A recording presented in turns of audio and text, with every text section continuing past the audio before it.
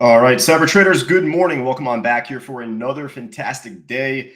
It definitely is a fantastic day. We're after tax day. Today is Wednesday, April 16th. Great to see Margaret, Gillis, Grant, Laureen, Charlene. Got Ron just before who locked up a nice trade, Andrea as well. Michael D, Mario joining us here, all inside our live trading room. If you're joining us back on social media, Facebook Live, LinkedIn, Twitter, YouTube, the works.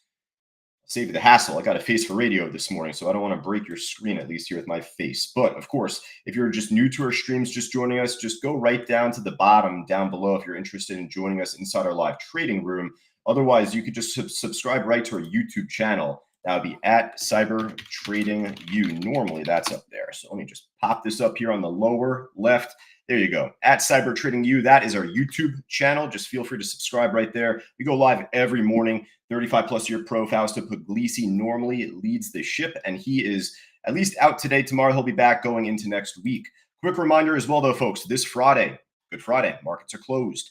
We'd mentioned that obviously from yesterday, from the day before, and just even from this weekend, Passover started. Kids are off from school. This is normally a week where things are a bit more stagnant, right? So that's just the first thing I want to mention. But secondly, coming off the craziness that happened from last week, it's expected to have a hangover in the market.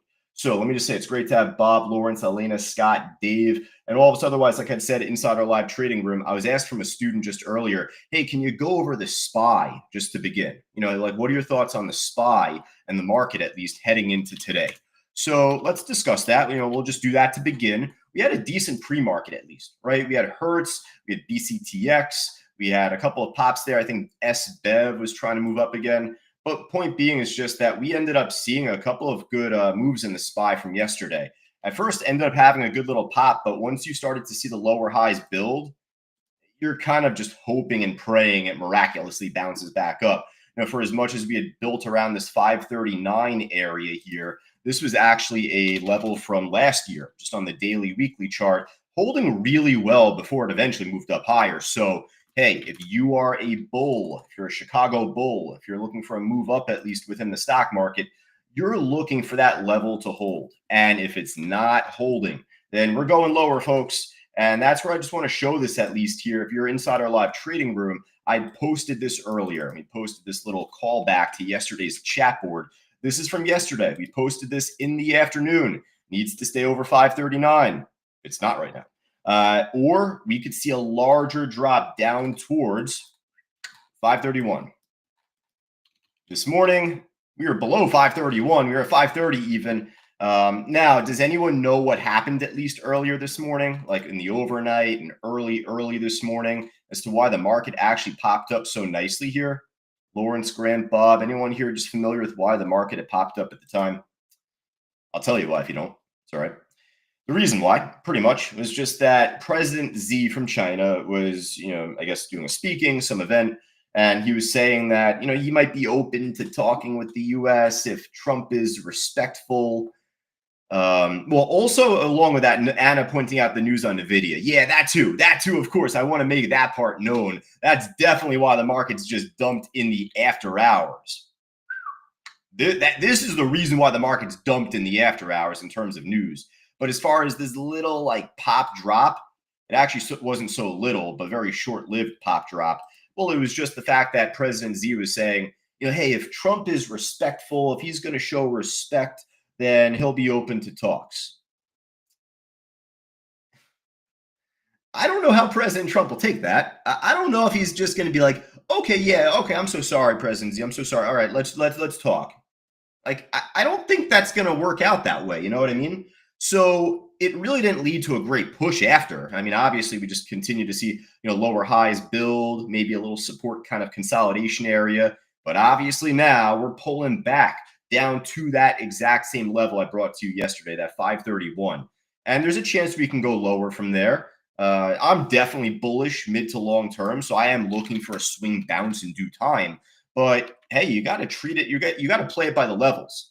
So where I'm looking for 531, it's kind of right around here, not even as big, right? But we did so much shaking around from the last several days that with as much of a push up as we had from Wednesday into Thursday, Friday, we might happen to hold a little higher than I thought we originally would.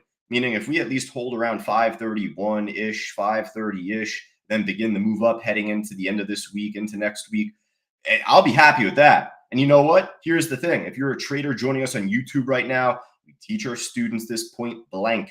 It's nice to see that and the SPY move to my level. But great traders never buy at the very bottom, sell at the very top, because it's impossible to do all of the time 100%, right? You're holding yourself to a super high standard if you're looking to do that.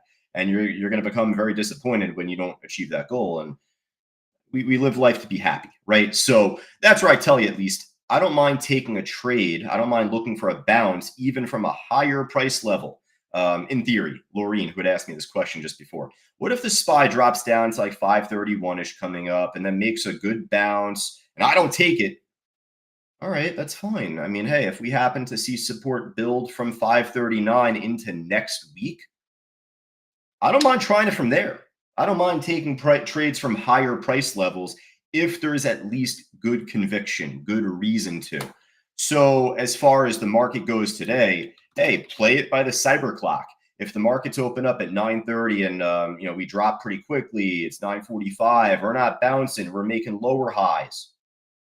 You probably want to wait another 45 more minutes, until 10:15, 10:30 time there to look for that bounce.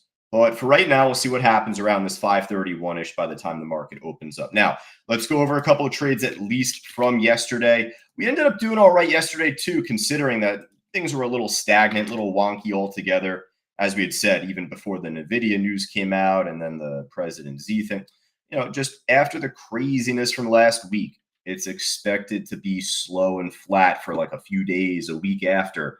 But Palantir, this definitely made a strong move off of news of its own. So if you recall, this stock had a crazy pop back from Monday to begin this week. It was in relation to, or was it yesterday? No, it was Monday. Monday. Ended up having big pop on Monday. So news came out there that NATO is basically using Palantir's services, their Sentry Foundry product. I'm not too much in the know. What I could tell you though is this, where we talk about a company doing a partnership with another company, and if it's a big deal, well, that's huge for a trade. Good leads to a good swing move. If a company does a partnership with one country, a nation, wow, that's incredible. Well, what do you think is going to happen when a company does a partnership with not just one country, but countries, plural, as in NATO, right? So Palantir had a good move from Monday. It had a good pop yesterday, actually, as well. Broke out over 94 pre-market resistance, pushed up just about 4.5 points, got pretty damn close to 100, actually. So I'm going to put this on our watch list going into the open again. I have no problem just keeping our eye on Palantir one more time heading into this week, seeing if it continues with this just build with higher lows. Good support here around 96.50-ish, 96.60-ish here. So that would be interesting to see if that retains. Otherwise, though, just watch level 4. I'm sure that you're going to have an iceberg on the bid as low as 95. All right, so Palantir was a great trade. We also had EOSE. This was a nice category, like 1 or 2 type of stock, probably 2, but just point being, it was very tradable, moved up really nicely. We'd called the stock out off of 463, that horizontal line that you saw there. I took a small loss on my first trade, and then I jumped right back in at the same price and got 30 cents out of it. So it was a really nice trade overall. And, a bunch of us did pretty well on this at least. So heading into the open, the only issue on this, though, right now for this stock is it's not trading much volume in pre-market, only like 80,000 shares so far in the pre-market hours. So I'm not too thrilled with that. I have no problem coming back to this trade if we need to, if there's a reason to. But it was kind of just flavor of the day type deal, I feel. All right, what else did we have? OST, more of a pop and drop type of stock here, but OST ended up making a very good push up to begin, heading into the late morning, early afternoon. Eventually, broke higher here, basically a beautiful Fausto flag to the upside. You know what, here, folks, if you're on YouTube right now, this will make for a little bad radio, but you know what? Don't mind me. We got class coming up next week, the Phase 1 stock course, right? And actually, for our students, you saw me take a picture of a trade the other day going over like the Fausto flag. This basically is a beautiful bullish Fausto flag that ended up accelerating. It picked up pretty nicely here. So taking a couple screenshots for our phase one class coming up next week. Nonetheless, though, this hit resistance at $4, held like a rock, came right back down, and that was pretty much it. Game over, right? This is some low flow flavor of the day type deal. We see this type of trade all the time here on the gainers list. So, you know what? Let's scan across the gainers list right now. I'll run into a couple of trades that we called out that I took from pre-market myself with one of our students in coaching, and we'll see what else is out there. All right, so ICAD here, ICAD. I'm actually just going to do this to show. I normally just kind of move on very quickly, and we say, oh, it's a buyout. That's it. But I want to show you that it's a buyout here. There you go. It'll be acquired by RadNet for a deal worth approximately 103 milli. I mean, hey, that number sounds nice, but anytime there's a company getting bought out, just flat lines. That's it. Provides minimal movement. All right, TGL, I was skeptical of this. I'm happy that I avoided this. I was on a coaching call with one of our students, Charlene, earlier, and I was saying to her as it was pushing up to start here, I was like, if this pop and drop actually happened much earlier in the morning, if it just flattened out for a longer time, I feel like there'd be a better chance of that second run. This happened right before 7 o'clock in the morning. It didn't really give it as much space here to flatten out. So it didn't shock me that this pulled back down after. We avoided this. We're happy that we did. All right, SBEV. SBEV also popped from yesterday, didn't it? I mean, this is the after hours there, but I felt like if it wasn't then, maybe, okay, yeah, it was actually Monday afternoon. Monday afternoon, this stock, SBEV, popped into yesterday morning. We had it on our morning watch list. It was a dud. It was kind of a dud, at least yesterday, throughout most of the day. And then, of course, when we're not looking right at 4 o'clock, thing decides to pop again. So it shows good activity, at least, just not necessarily during regular hours. I don't mind putting this on our list here, but otherwise, yeah, I mean, hey, we'll see if this looks to push higher. All right, here we go. Mira's making a good push again, folks. We've been calling this out since 8:30 in the morning, actually. Rich was on top of this at 8:30. And then shortly after that, I was making a call out on it. I was saying Mira, not Mora, M-U-R-A, actually a trade from yesterday, making a move.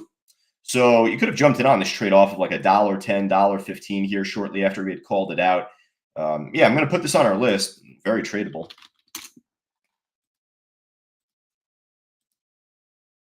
BCTX. This is where I was looking for support to build over $5, but that did not happen. So, of course, we also were focused on this trade throughout the pre-market hours. I was telling Charlene on our call, I was like, it might pop over 5 here. This could be a potential move. We were on another trade at that point, so we made money on Hertz. But this actually popped over 5, and it didn't really pull back at first. It just ran. That's where I was simply looking earlier. I'll make this post here again in the chat board. If you're Chuck, Kathleen, Tim, you, Matt, inside our live trading room here, should see there on the top right of your screen, BCTX needs to flip 5 from resistance into support. And when it pulled down here, I was watching this ready to take the trade, and it slashed right through this price pretty quick. Just broke right below the level and really didn't look back at first. So now it might be trying to hold that support. I don't mind giving it a shot. I mean, but if it ends up just pulling right back below $5 when the market opens, we'll move on. All right. Now, Hertz was the trade that myself and Charlene took. So I did all right on this. Got like 13 cents on this trade. Not a home run. Not anything to write, home about. Not really refrigerator material, but nonetheless, it was a good trade. Now, this was where it got messy because we saw this big iceberg order pop up at 457, 50,000 shares, drove the stock down a bit. And then we ended up jumping in on this trade shortly after the order got pulled. It ended up pulling back down towards like 440-ish here. We jumped in at 445, moved up nicely, ended up getting out right once it pulled back below 460, though. What happened essentially on this trade was that you had some funny business happen here. You had this big, iceberg pop up, 51,000 again. Maybe it's the same person that popped up earlier here. Either way, you kept seeing it try and drive the stock down. This is a ladder on the way down. And we noticed that pretty quickly. We said, screw this, the hell with this thing. We're out at 458. So it was a nice trade. And Charlene, I think, cleaned up on another trade at least afterwards once we finished up our coaching call. So good job from Charlene. But yeah, right now this thing looks just down. I think some news came out on it earlier about like I think Pershing Capital doing some sort of stake in the position. I don't recall if Pershing is that Bill Ackman? Is that Bill Ackman? Pershing? Let me just double check the news at least on Hertz. Yeah, Pershing Square Capital Management reports 12.7 million common shares in Hertz. Well, hey, either way, at this point right now, it's not looking as good. I'd rather focus on the others more, at least going into the open. Now, Nvidia obviously down because of the news with the tariffs in regards to or not even the tariffs. Basically, they're not able to sell their chip to China now, right?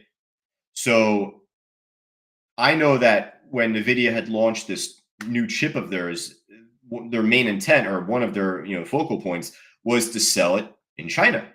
So what do you think is going to happen at least when all of a sudden that's taken away from you and one of your big sources of revenue for that one chip gets taken away? Well, Nvidia down over 6%. So yeah, obviously we're going to put Nvidia on our main list. You got a couple of the inverse tickers though moving up actually. So you could trade these tickers long as Nvidia drops. So if you're on a cash account and you can't short, then NVDQ would actually be a pretty interesting one there for you.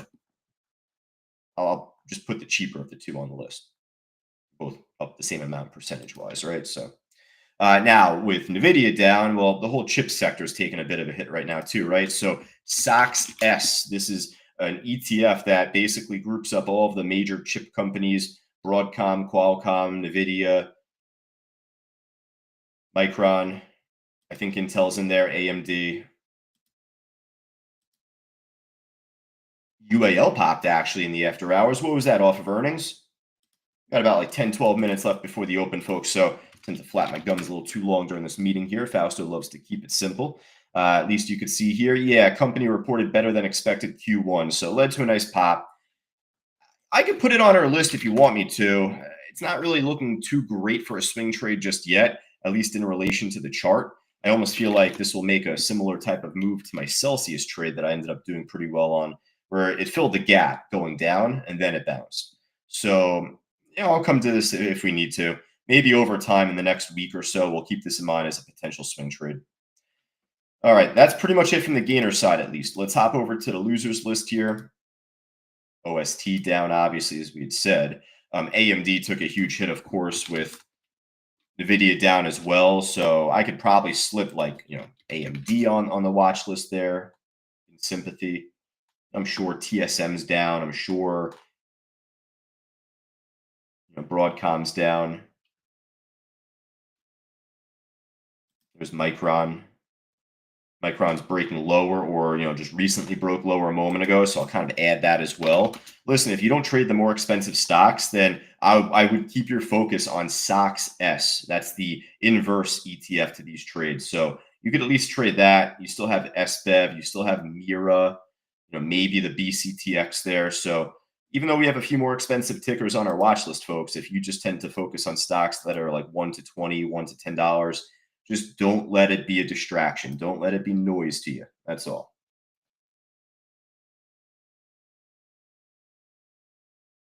All right, what do we got here from YouTube? What is the ticker symbol? TGLI?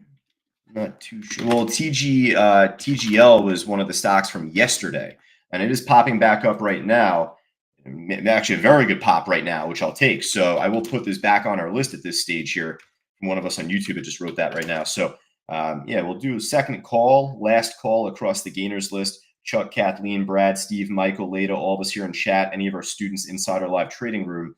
Let me know if anything else looks good, folks. Anything looking like this, that's what we want.